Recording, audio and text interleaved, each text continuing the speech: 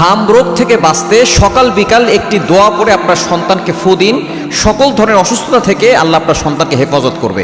বর্তমানে সারা বাংলাদেশে 100+ শিশু এই হাম রোগে আক্রান্ত হয়ে দুনিয়া থেকে বিদায় নিয়েছে।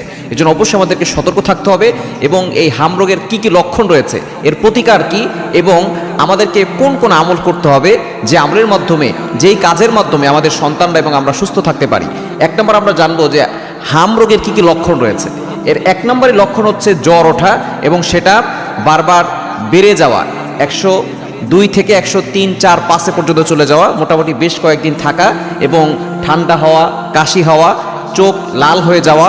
শুধু তাই নয়, লাল লাল যে রেশগুলো আছে সেগুলো শরীরের ভিতরে ওঠা, যে লাল লাল দানাগুলো শরীরে ওঠে, এগুলো যদি ওঠে অবশ্যই সতর্কতা অবলম্বন করতে হবে, দ্রুত চিকিৎসা নেওয়ার ব্যবস্থা করবেন। এবং আপনি অবশ্যই অন্যান্য যেই বাচ্চারা আছে এবং যেখানে জনবহুল লোকজন বেশি থাকে সেখান থেকে আপনার সন্তানকে দূরে সরিয়ে নিয়ে আসবেন। তবে এখান থেকে বাঁচার জন্য আপনি সকাল বিকাল আপনার সন্তানকে একটা দোয়া পড়ে ফু দিলে আল্লাহ তাআলা আপনার সন্তানকে সকল ধরনের অনিষ্ট থেকে হেফাজত করবেন। দোয়াটি হচ্ছে বিসমিল্লাহিল্লাযী লা ইয়াদুররু মা ইসমিহি শাইউন ফিল আরদি ওয়ালা ফিস সামাই ওয়া হুয়াস সামিউল আলিম। এই দোয়াটা ফজরের নামাজের পরে 3 বার পরে সন্তানকে ফু দিয়ে দিবেন এবং মাগরিবের নামাজের পরে 3 বার পরে সন্তানকে ফু দিবেন। তাহলে ইনশাআল্লাহ আপনার সন্তানকে আল্লাহ তাআলা সকল ধরনের দুর্ঘটনা থেকে এবং আসমান ও জমিনে যত ক্ষতিকর বস্তু রয়েছে সকল ক্ষতিকর বস্তু থেকে আপনার সন্তানকে আল্লাহ হেফাজত করবেন।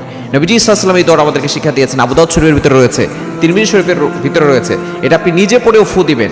এই দোয়াটার অর্থই হচ্ছে, আল্লাহ আমি আপনার কাছে পানাহ চাচ্ছি, আসমান এবং জমিনের ভিতরে যত ক্ষতিকর বস্তু আছে এই সকল ক্ষতিকর বস্তু থেকে আমাকে হেফাজত করুন। এজন্য আপনি সকাল বিকাল এই কঠিন পরিস্থিতিতে আপনার সন্তানকে এই দোয়াটা 3 বার পরে ফু দিয়ে দিবেন। বিসমিল্লাহিল্লাযী লা ইয়াদুররু মা ইসমিহি শাইউন ফিল আরদি ওয়ালা ফিস সামাই ওয়া হুয়াস সামিউল আলিম। এটা পরে ফু দিয়ে দিবেন, ইনশাআল্লাহ আপনার সন্তান সকল ধরনের অনিষ্ট থেকে হেফাজত থাকবে।